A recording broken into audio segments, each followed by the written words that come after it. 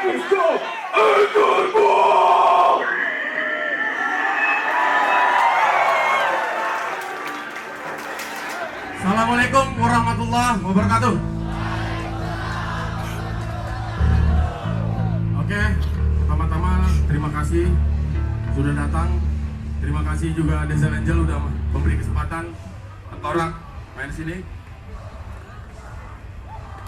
Oke, untuk sebelum lagu pertama, kayaknya negara kita nggak bakalan beres kalau bukan hukumnya pakai hukum syariat Islam. Setuju ya? Siap ya? Kita jual semua dunia ini ya kan, demi kebenaran yang hakiki. Maka nikmat Tuhan kamu yang manakah yang akan kamu dustakan?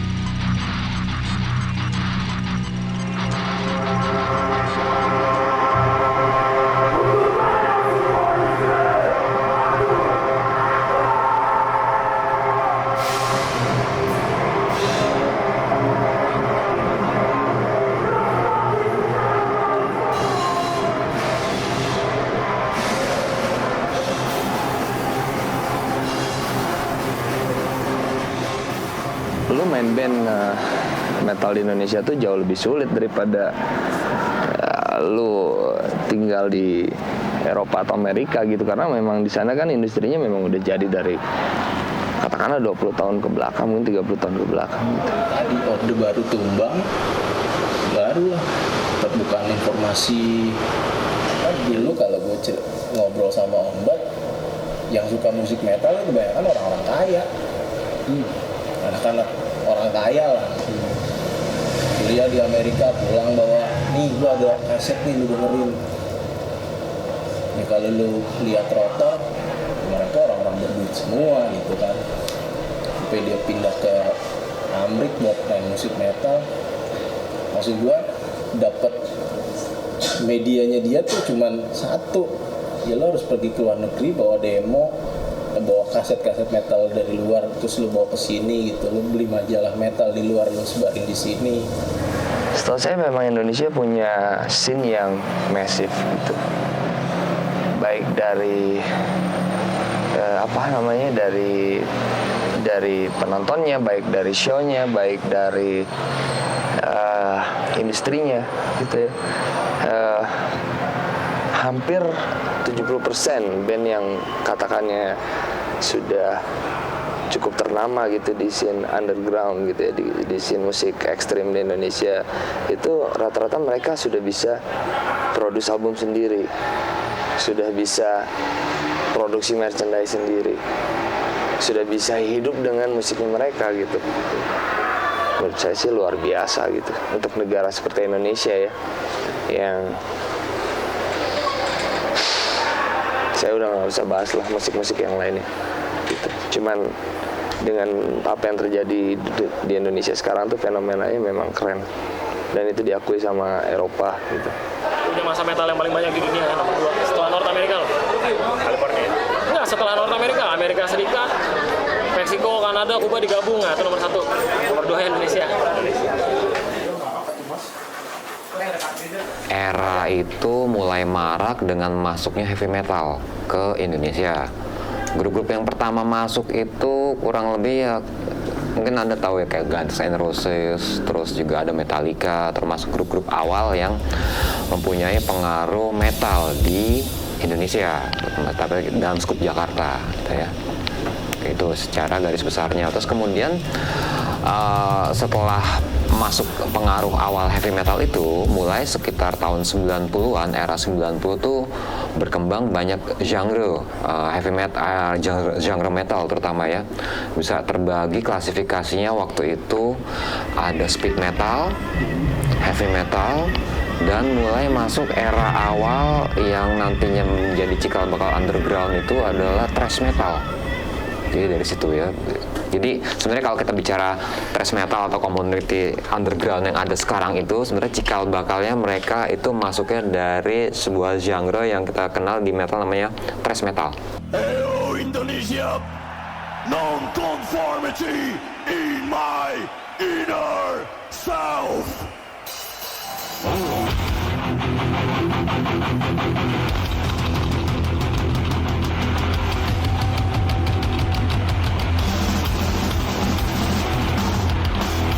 Walking these story streets with hell in my mind.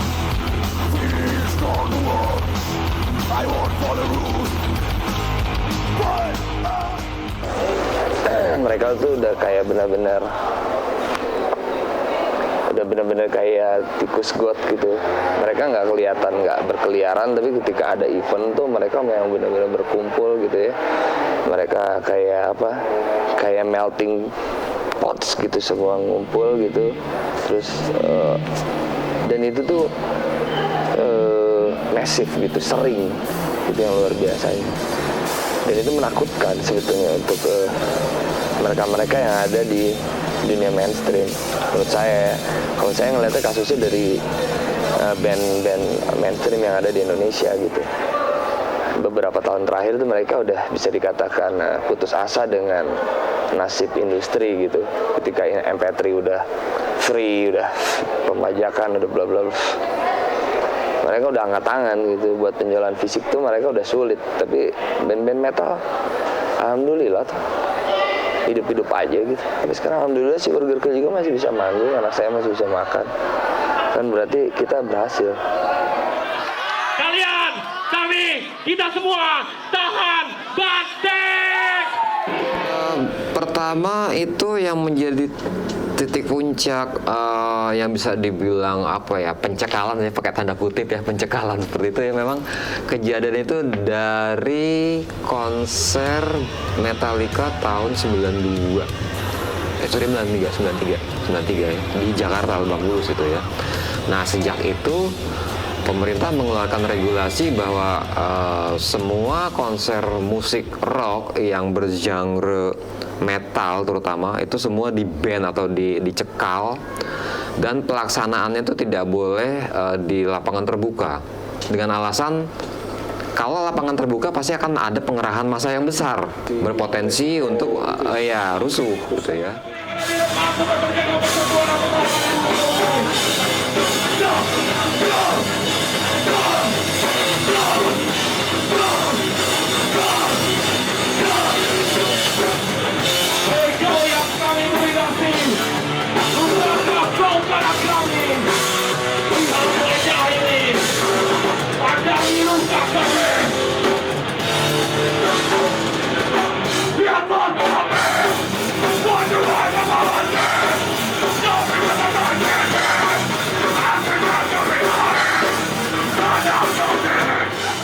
Menurut gua setiap lagu punya kekuatan masing-masing gitu. Belum tentu orang ini suka lagu ini, ya mereka ada yang suka lagu lain.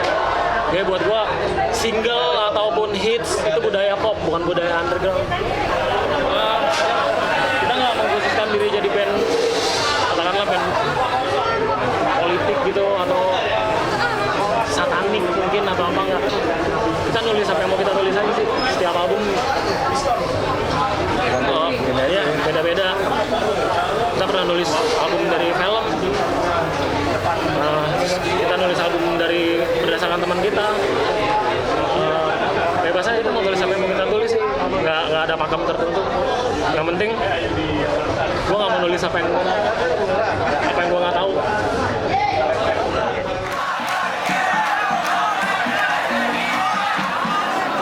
Kalau di Burger Kill sih, ketika kita mau menulis lagu di album terakhir Venomous ya, kita berpikir gimana caranya lagu ini bisa menginspirasi orang-orang, album ini bisa menginspirasi teman-teman yang mendengarkannya gitu. Karena memang secara tidak langsung kita harus bisa memberikan impact positif ke lingkungan. Banyak fans-fansnya Burger Kill yang memang dia ketemu langsung gitu ya, sama saya ketemu sampai saya pernah mau bunuh diri gara-gara saya putus cinta gitu. Tapi pas saya tahu lagu Only the Strong, saya bisa bangkit dan saya sekarang bisa menikah sama pacar saya yang lain gitu. Itu tuh buat saya, buat orang lain mungkin hal sederhana gitu, cuma buat saya, wih, ternyata impactnya sebesar itu gitu. Itu contoh kecil. Music like a water, man, ya kan? Dimana lu merapat, dimana lu mendekat, dia akan berubah seperti warna yang paling dekat, ya kan? Lu dekat ke sirup orange, ya lu jadi orange. Lu dekat kopi hitam, ya lu jadi hitam.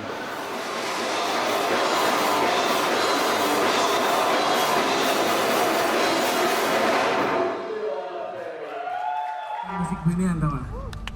Main musik grindcore bangga banget, kayaknya gue paling gagah ya. Padahal ini bullshit tau gak lo? Ini cuman buat ngelawan balik ya kan? Dia ngejajah kita pakai budaya mereka, kita pakai budaya mereka ngelawan dia. Ya. Cuman kita beda. Eksepsional lirik sama attitude. Lirik lu ganti, lu lawan mereka. Attitude lu rubah. Lu jalanin juga agama lu, ya setuju? One finger movement. Allahu Akbar. Allahu Akbar. Takbir. Allahu Akbar. Allahu Akbar. Emang demo di HI aja gitu ya? Di sini nggak bisa. Universal ya kan? Yang nggak seneng maju ke depan. Takwakor nama ininya, nama movementnya ya. Tapi dia tuh kayak orang-orang Pakistan gitu yang tinggal di Amerika gitu. Nah, di adaptasi di Indonesia Pang Muslim udah lebih dulu ada komunitasnya dibanding dulu luar negeri itu. Setelah Takwakor Pang Muslim di Indonesia. Nah, habis itu baru Salam Satu Jari. Tengkorak pertama masuk metal grindcore nggak jelas, udah main seperti biasa metal musik grindcore pada umumnya kayak gitu. Jadi bukan toto metal bukan toto kita jadi Salam Satu Jari Tauhid begini, enggak. Kita juga dulu begitu gitu. Kalau pertanyaannya kenapa sih mesti grindcore atau metal gitu, enggak, dulu kita emang enggak Salam Satu Jari sama kayak gitu loh. Cuman kan itu kan gini loh, Salam Satu Jari itu lebih ke arah perlawanan secara budaya, simbolik. Karena kan budaya kalau udah metalnya harus kayak gini, padahal siapa yang bilang gitu loh, dasarnya apa? Nggak ada buktinya. Josh Bush begini, Lady Gaga begini, dia metal kan gitu? Kagak gitu. Terus itu awalnya mungkin kreativitas apa segala macam, akhirnya disusupin biar supaya ini akhirnya metal logonya begini. Salah. Dari situ kita sadar setelah wawancara dari wartawan luar dan sebagainya, cerita dia. Dari situ kita malah justru pahamnya karena dia cerita sama kita. Disitulah kita mulai berpikir. Kan manusia kan dikasih otak berpikir kan. Sementara kita tengkorak nih nggak ada yang nggak sekolah semua Pak. Sarjana semua. Jadi kita mikir, bener juga, kita susah juga ini kayak gini nih. Kita dijajah secara budaya. Gitu. Budaya-budaya yang kayak gini yang merusak. Pertama salam gini-gini dulu biasa. Lama-lama kita mau sholat aja sungkan Pak. Nanti dibilang soalim lagi.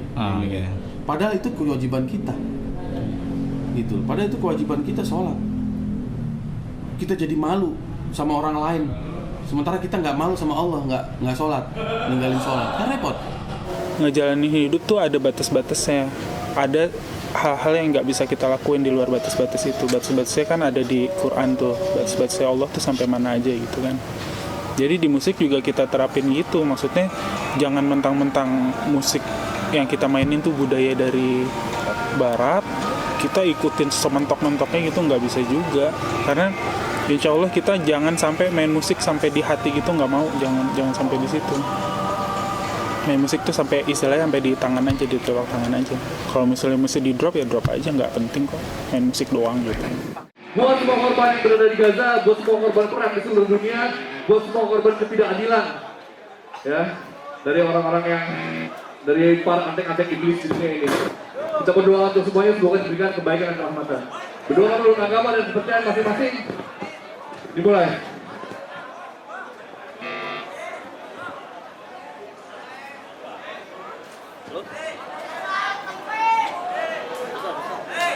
Selesai. Oke, next song. Thank you buat Matahari Respect, thank you buat para Bulan Crew, buat semua di sini yang udah hadir dan peduli sama Gaza.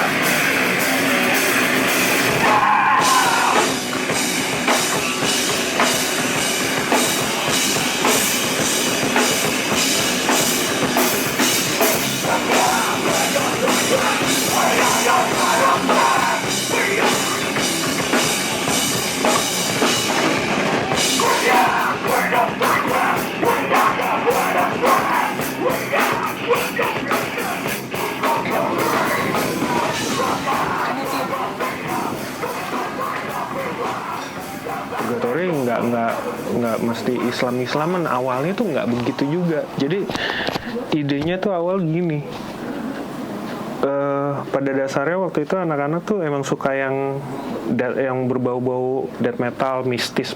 Dulu kan lagi trennya tuh black metal apa gitu ya, horor nih. Nah terus sempat waktu itu anak-anak bikin tuh judulnya Triple Six. Nah itu lagunya pengen horor gitu loh. Cuman akhirnya tuh lagu nggak ada liriknya, cuman disebutin terakhirnya cuman sick gitu aja. Jadi bener-bener galau banget anak-anak. Jadi waktu itu udah bikin nih lirik sama vokalis gue kan, udah bikin, terus gue lihat dulu, sortir dulu nih sama Sial juga. Lagunya jadi kayak Purgatory tuh jadi kayak pemuja setan gitu kan. Waduh ini gawat nih kayak gini. Udah nggak ada liriknya, jadi musik cuman terakhir cuman ngomong sick gitu aja. Judulnya tetap Triple Six gitu kan. Nah terus dari perdebatan itulah akhirnya kita punya obrol, kenapa nggak sih kita, maksudnya kita kan agamanya Islam nih, yang kita ngerti itu ya tentang istri yang ada di dunia Islam itu ya kita ngertinya adanya di situ. Lu sekarang mau ngomongin tentang satanik lu nggak ngerti ya kan, terus lu sok-sokan berarti lu bikin lirik nggak jujur dong gitu kan. Kalau misalnya lu bikin lirik yang nggak sesuatu yang sebenarnya lu nggak ngerti gitu loh, mendingan lu yang ngerti aja, mendingan lu ke bet Al-Quran deh, situ neraka banyak yang horor. Awalnya dari situ, jadi naif lah waktu itu, anak-anak masih naif gitu kan. Akhirnya ngebet Al-Quran, wah nih keren nih tentang apa. Wah, akhirnya kita bikin ada judul Kematianku yang Agung, yang di situ cerita manusia pas lagi dicabut nyawanya sama Israel gitu. Terus ada bikin Sakratul Maut, itu tuh awalnya dari situ tuh. Akhirnya lama-lama kita sadar sama kenaifan kita gitu, kok gini amat ya bikin lirik. Nah akhirnya tambah pemikiran ya, makin kesini makin update lah anak-anak sama bikin lirik seperti apa, makin dewasa lah kalau gue bilang sih gitu. Cuman makin adanya pendewasaan, jadi makin mengarahnya ke ya itu Islam itu, karena emang anak-anak udah way of life-nya emang Islam, terus mau diapain gitu loh. Kayak lu misalnya way of life lu misalnya ada anak-anak hardcore yang bilang straight edge gitu kan, ya pasti liriknya tentang yang disampaikan ya tentang keseharian mereka tuh seperti apa gitu loh.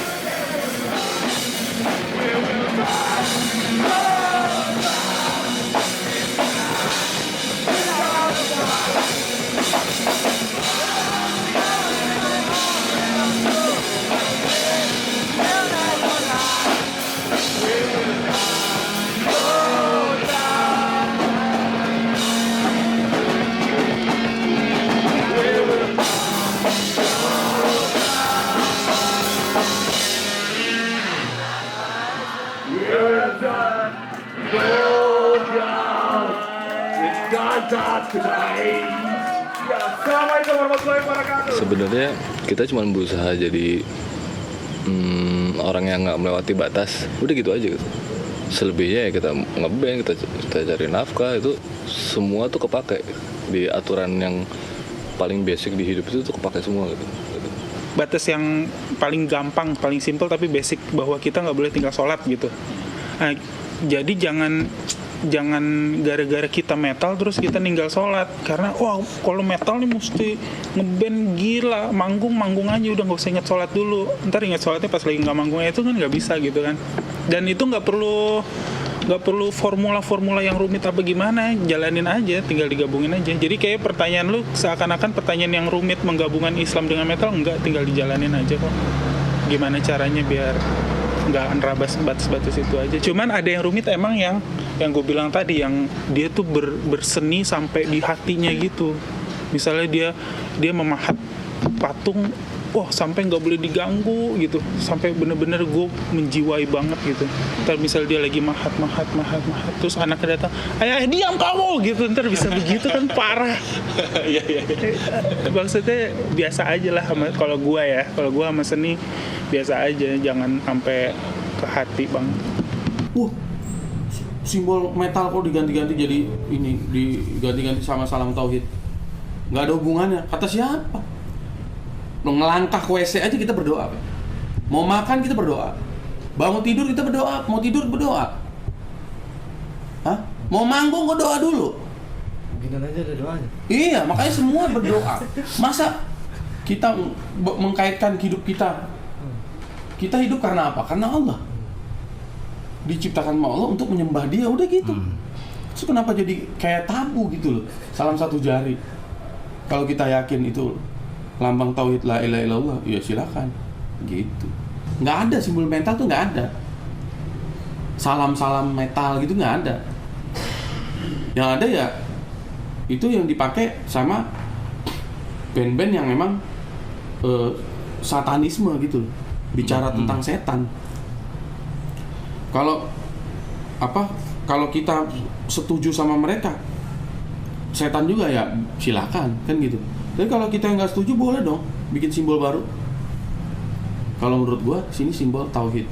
Iya. La ilaha illallah Muhammad Rasulullah. Kita nggak merasa kita yang lebih mulia atau lebih suci apa lebih benar sekarang, enggak. Kita cuma ngasih informasi. Dulu kita sama lo gitu. Nih informasinya begini nih, ini salam setan ternyata, males. Iya nggak? Sekte Kabalah yang make. Iya nggak? Sekte penyembah setan. Mau lu sama dia?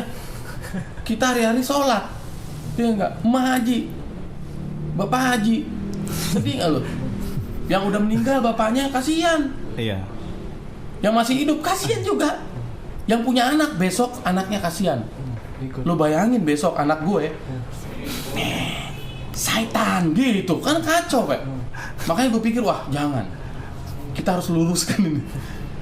Kayak sebenarnya kalau di psikologi ada nama masa epifani, itu masa di mana orang jenuh dengan mungkin dia merasa hal-hal yang dulu dilakuin tuh dosa gitu kan, terus berubah. Kalau di psikologi kan ada tingkatan umur gitu, ketika lu masih remaja sampai beranjak dewasa kan, itu di situ ada tingkat kematangan berpikir yang lebih jernih gitu loh, lebih logis, lu nggak pakai rasa emosi lagi gitu. Kalau ada masalah lu lebih pakai rasionalitas, emosi marah-marah gitu udah nggak pakai lagi. Kalau gue lihat masa-masa itu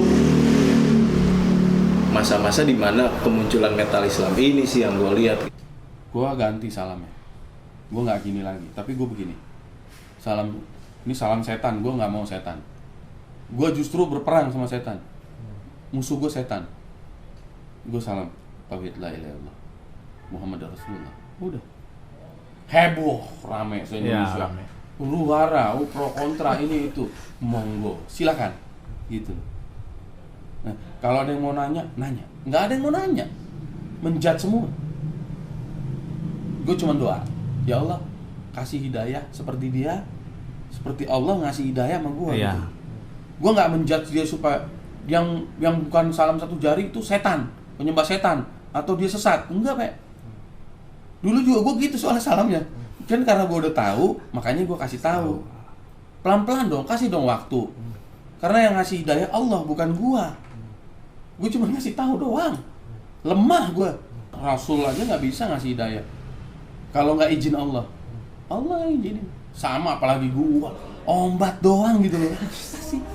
Terus kalau kontra gini, masalah apa yang kita jalanin, apa yang mereka jalanin, apa yang lo jalanin, gue nggak, jangan sampai gue merasa bahwa apa yang gue jalanin itu lebih benar daripada apa yang lo jalanin, Bob, ya kan? Jangan sampai gue merasa gue udah lebih tinggi keimanannya dari lo. Yang kita lakukan adalah kita jawab kalau ditanya. Kalau misalnya orang nggak nanya, kita nggak perlu menggurui, lo nggak boleh gini, lo nggak boleh gitu nggak perlu. Karena dia nggak butuh apa yang mau kita sampaikan. Kalau dia butuh, baru kita sampaikan apa yang kita tahu gitu. Gue lebih ngedefinisin metalism tuh sebagai sebuah genre baru yang ada di Indonesia gitu. Kita nggak bisa pungkiri.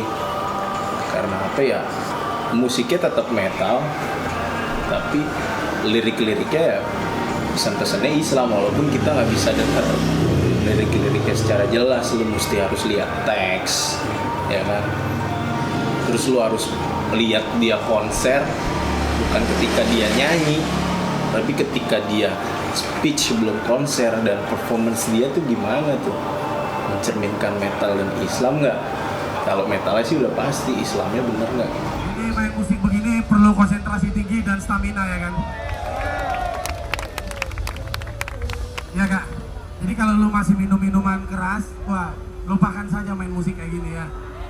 Tidur di rumah aja, cuci kaki, cuci tangan, cuci muka, bobo. Oke, ini adalah ceritanya sebuah bangsa yang tidak bakal termaafkan. Iya, lu tahu tempatnya di mana? Ya, iya, Zionis, Israel, bangsat, ya kan? Next song, Mass Forgiveness.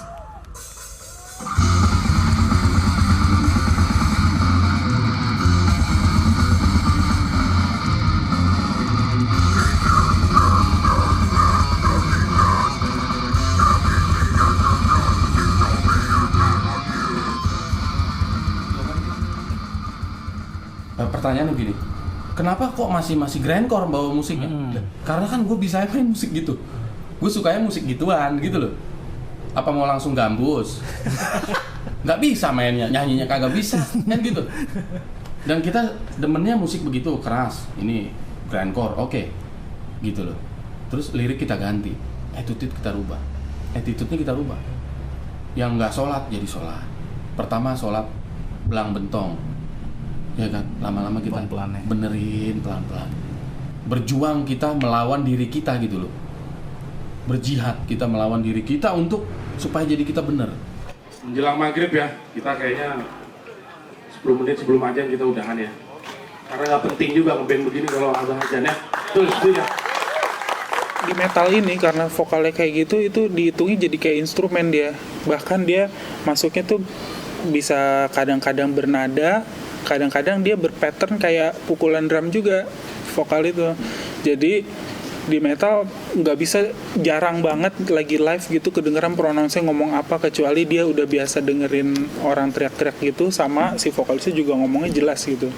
Dengan cara itu aja, walaupun si vokalisnya nggak jelas ngomong apa, yang dengar orang awam, kalau misalnya kita udah bikin ketertarikan gitu, nanti dia mulai approach gitu, kayak gue bilang tadi, ini apa sih gitu, kok gini, ntar mulai deketin, nanya, mulai mau kenal personil satu-satu, kayak tadi ngobrol-ngobrol gitu, saling menginfluence. Beberapa ada orang-orang yang datang ke kita karena dia terpukau ngelihat kita main, atau dia terpukau ngelihat lirik-lirik, terus dia jadi tertarik, pengen kenal lebih dekat, akhirnya ngobrol-ngobrol jadi terinspirasi. Bukan dari dianya juga, kadang-kadang kitanya juga ngelihat dia, wah ini ntar di cara dia kerja menggeluti dunianya kayak apa, bagus nih, perlu dicontoh kayak gitu, jadi saling sharing gitu. Makanya kita bikin kumpulan namanya Moggers kan. Kita kan bikin lagu tuh di album yang tahun 2003, judulnya Moksau, singkatan tuh Messenger of God Sallallahu Alaihi Wasallam, maksudnya Rasulullah gitu. Habis itu kita bikin geng namanya Moggers, community gitu. Moggers nih maksudnya Messenger of God followers. Jadi siapa-siapa aja yang ngefans sama Rasulullah, ayo kita ngumpul gitu. Satu yang paling prinsip buat kita, gimana supaya begitu kita dilihat sama orang, begitu banyak yang suka sama kita, begitu kita gerak-gerik kita diperhatiin orang gitu. Kita punya beban, jangan sampai inspire sesuatu yang akan bikin dia rusak. Makin kesini kita makin kayak tadi gue bilang, makin hati-hati dalam berkata-kata tuh, karena sampai sekarang kita masih pilih bicara baik atau diam gitu. Karena bicara baik itu satu hal yang nggak gampang. Kalau gue sih concernnya sama anak-anak muda, anak-anak SMP gitu yang suka-suka musik metal, tapi dia nggak tahu faham mana ini yang mau diambil. Faham yang straight edge kah, yang satanik kah, yang punks lah, yang apa gitu kan. Nah terus gue ngelihat ada beberapa dari kalangan anak-anak itu yang dia malu kalau dia sholat. Dia malu bahwa dia menjalin hubungan yang baik sama Allah karena nggak ada kebanggaan di situ. Nah menurut gue, lu berusaha untuk hidup bener tuh keren tau. Apalagi dari muda-muda gitu sama Rasulullah udah disanjung-sanjung. Ya, anak-anak muda yang udah ngedekatin diri ke Allah tuh udah keren tuh, karena emang susah kerjaannya anak-anak muda tuh heboh-heboh di dunia gitu, ngapa-ngapain terserah dia gitu kan, tanpa batas. Nah gue ngeliat anak-anak itu kayak ini mesti ditemenin nih gitu. Jadi anak-anak yang nggak punya temen akhirnya ke kita jadi ya, karena gue kayak aneh sendiri nih di kalangan metal gitu kan, tapi dia berasa beda sendiri, yang lainnya pada liar-liar apalah, rock and roll apa gitu lifestyle-nya, kok gue beda sendiri, tapi gue suka musik metal gitu. Nah kayaknya Purgatory di situ deh tempatnya, supaya ada yang nemenin mereka gitu. Jangan pernah takut dan malu jadi metalhead, sekaligus jadi muslim yang taat. Allah